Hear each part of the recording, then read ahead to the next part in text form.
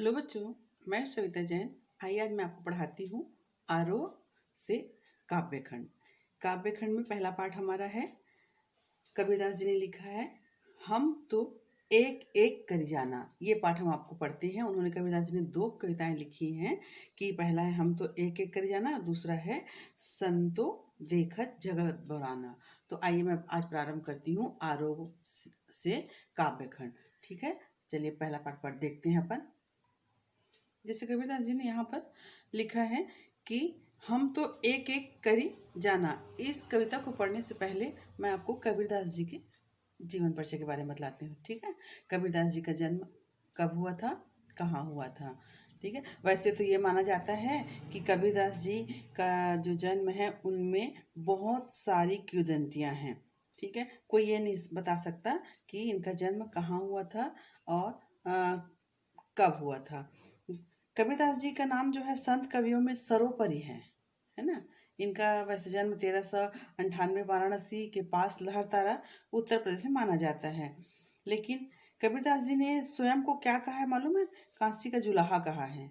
और वो ये भी बताते हैं कि उनके जन्म और मृत्यु के बारे में बहुत सारी किंवदंतियाँ प्रचलित हैं। यानी कोई कहता है कि वाराणसी में हुआ, कोई कहता है कि पता नहीं लहरतारा नामक गांव में हुआ, कि कोई कहता है कि कहाँ हुआ। इसके बारे में बहुत सारी किंवदंतियाँ हैं। कोई भी उनके जन्म मृत्यु के बारे में पूरी जानकारी नहीं बताता। लेकिन कबीरदास जी का नाम जो है संत कवियों में सबसे ऊपर है।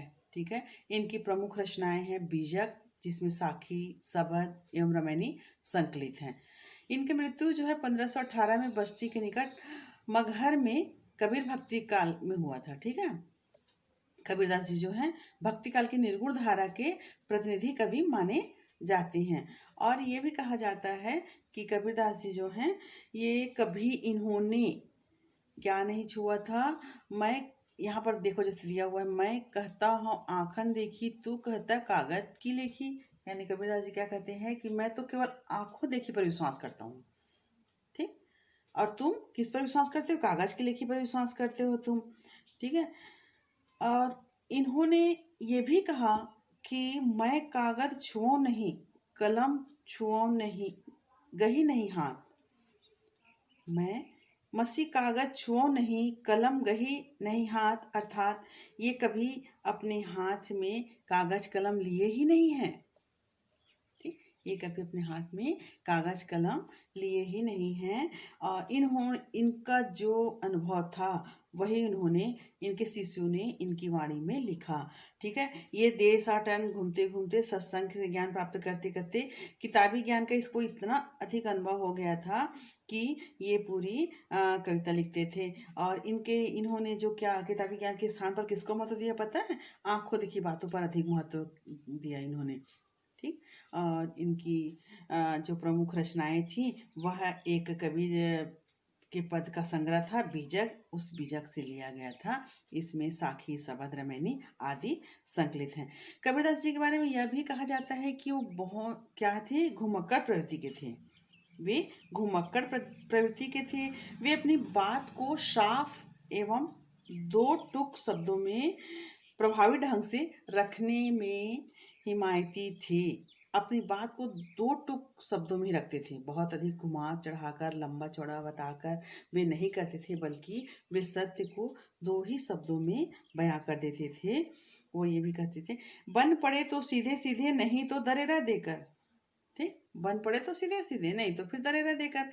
ये उनकी किंवदंतियाँ थी। जैसे यहाँ पर मैंने बताया था। ठीक है, मसी कागज छुओ नहीं, कलम नहीं, गही नहीं हाथ।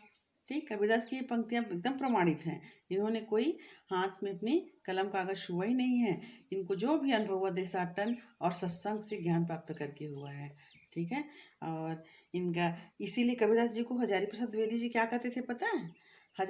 कबीरदास जी को हजारी प्रसाद द्विवेदी जी कहते थे वाणी का डिक्टेटर। क्या कहते थे? वाणी का डिक्टेटर कहते थे।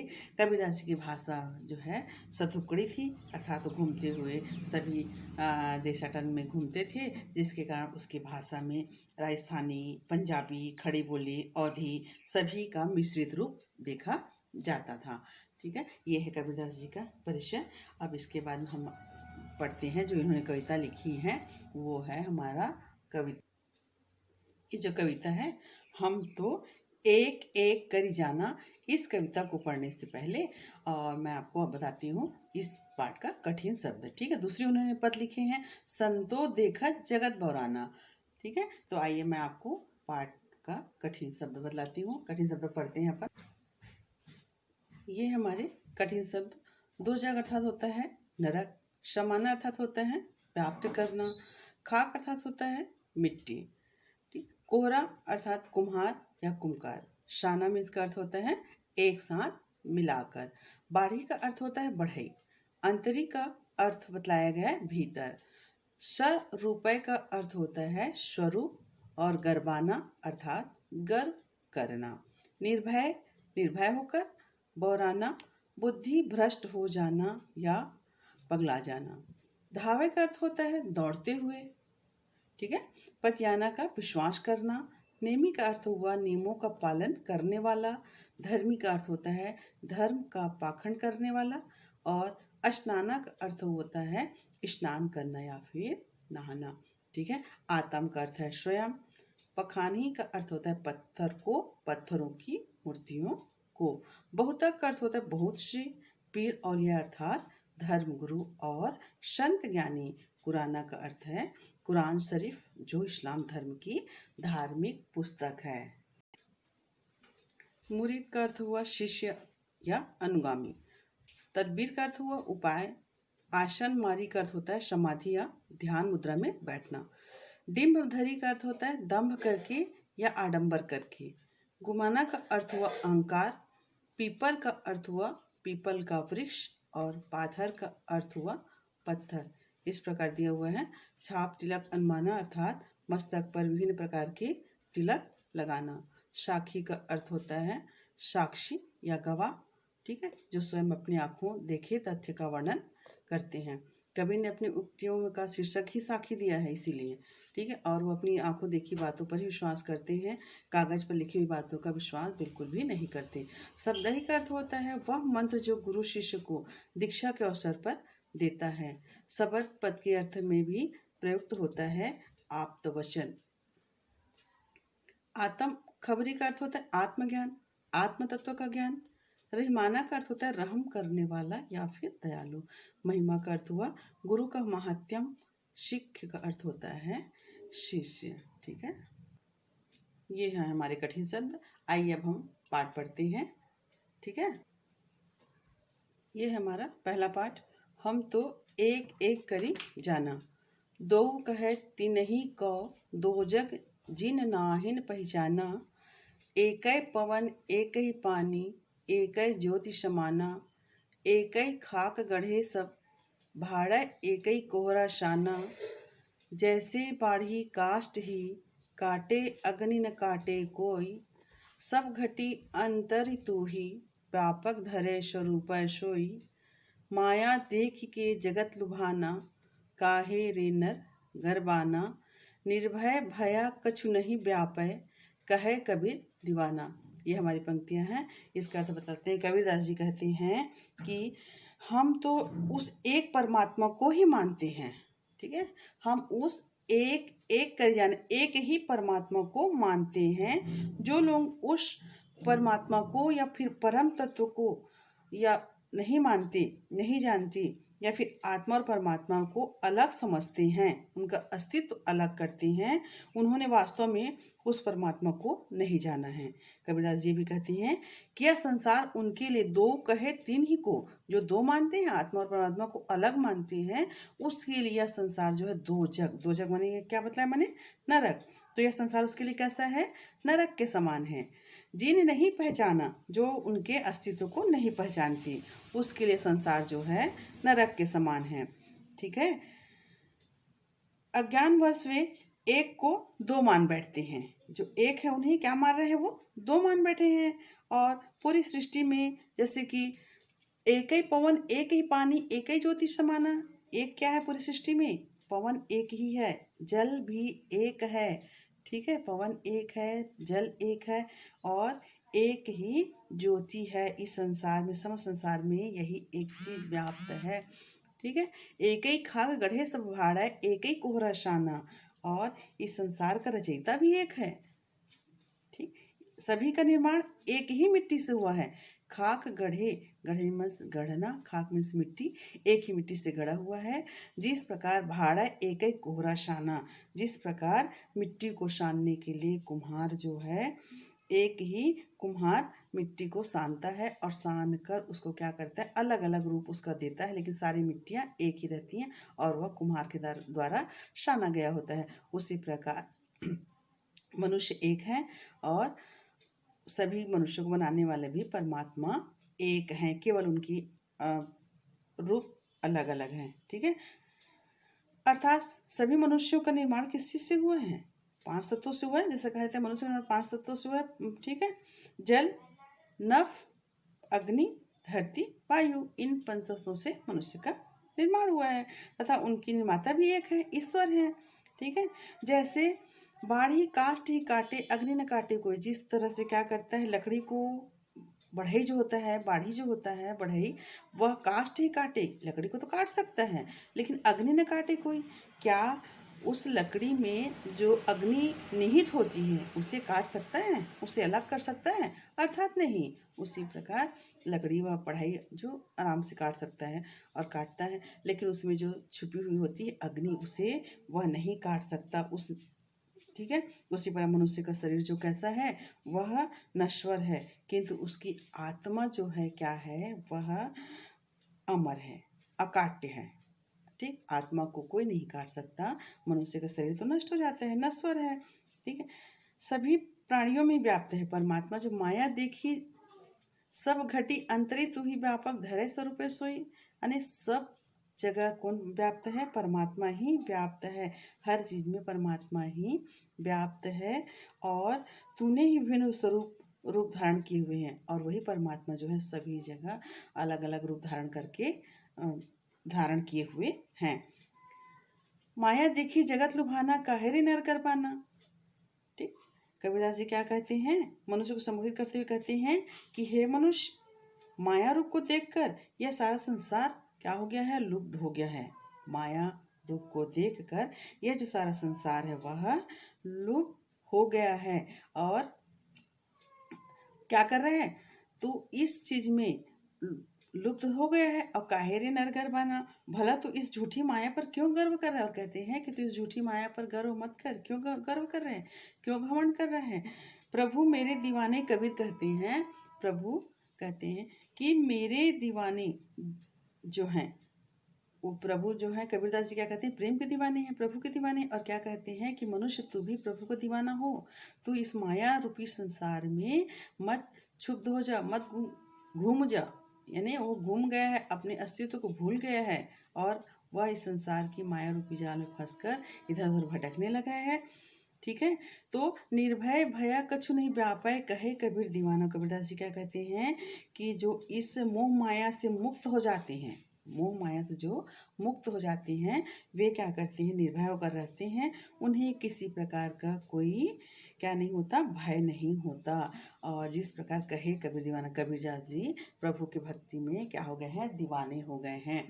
तो अर्थात इस कविता का सार यह है कि कबीरदास जी कहते हैं कि हमें झूठे चीज़ों को देखकर संसार के माया मोह में नहीं फंसना चाहिए।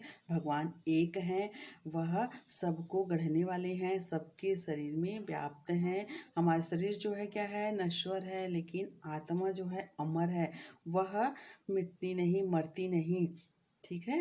ये है हमारा हम तो एक एक कर जाना काव्य का अर्थ। ठीक है। अब आइए हम देखते हैं दूसरा अर्थ, जो दूसरा पद दिया हुआ है, संतो देखत जग बौराना। संतो देखत जग बौराना।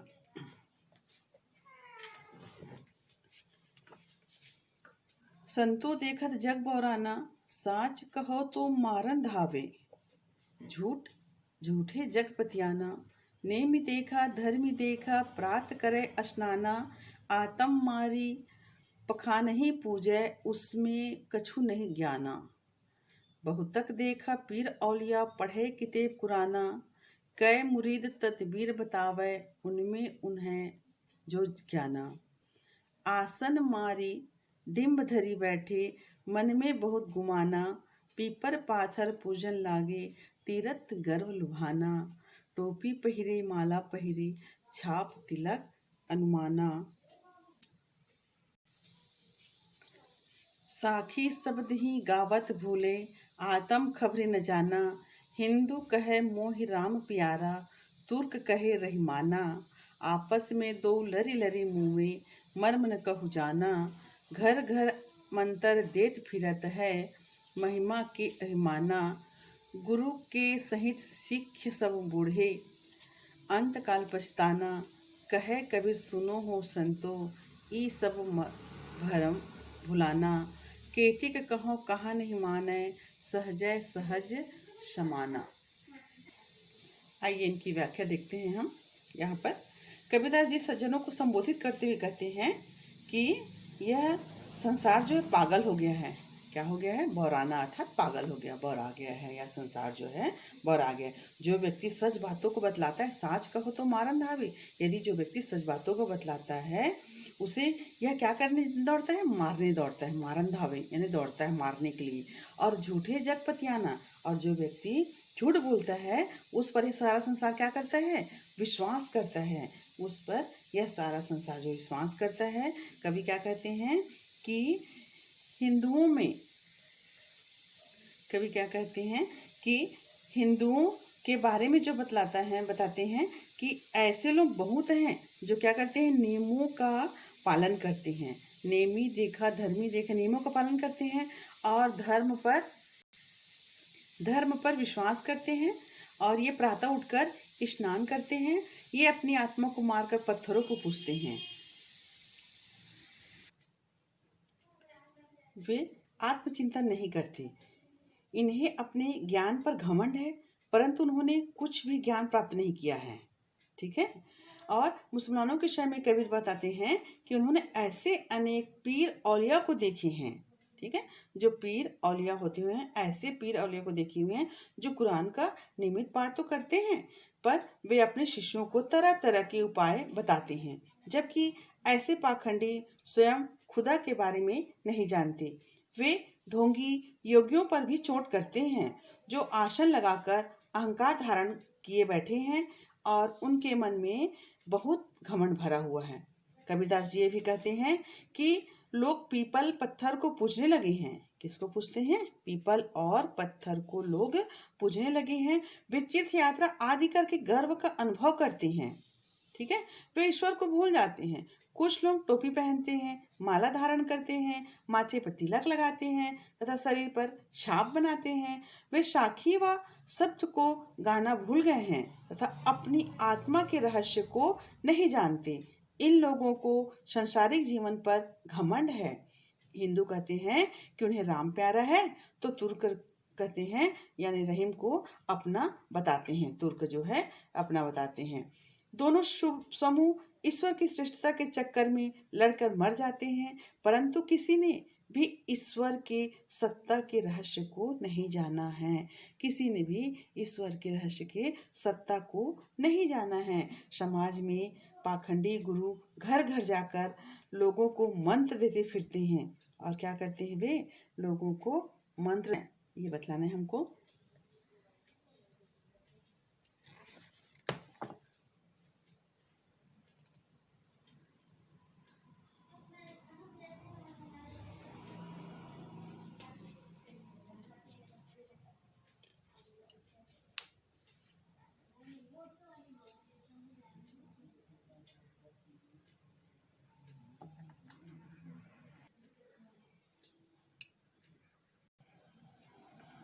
कबीर ने अपने को दीवाना क्यों कहा है? कबीर ने ऐसा क्यों कहा है कि संसार बौरा गया है? कबीर की नियम और धर्म का पालन करने वाले लोगों को किन कमियों की ओर संकेत किया है? अज्ञानी गुरु की शरण में आने पर शिष्यों की क्या गति होती है? और बाह्य आडंबरों की अपेक्षा स्वयं को पहचानने की बात किन पंक्तियों में कही गई है? अपने शब्दों में लिखिए। मुझे उम्मीद है बेटा आप लोगों को यह पाठ समझ आ गया होगा। और यदि ना समझ आया होगा तो आप फिर से मुझसे पूछ सकते हैं और क्वेश्चन आंसर बनाने का प्रयास करेंगे। ना बने तो मैं बना कर दे दूँगी, लेकिन आप पहले अपने से प्रयास करेंगे, क्योंकि सारे क्वेश्चन के जो आंसर हैं आपके पार्ट में छिपे हुए हैं, जिसका अर्थ मैंने आप लोगों को बतलाया है और आप बहुत अच्छी तरह से कर सकते हैं। इसलिए आप अपनी कॉपी में राइट डाउन कर लेंगे, उसके बाद मुझे अपनी कॉपी चेक कराएंगे। Okay, bye.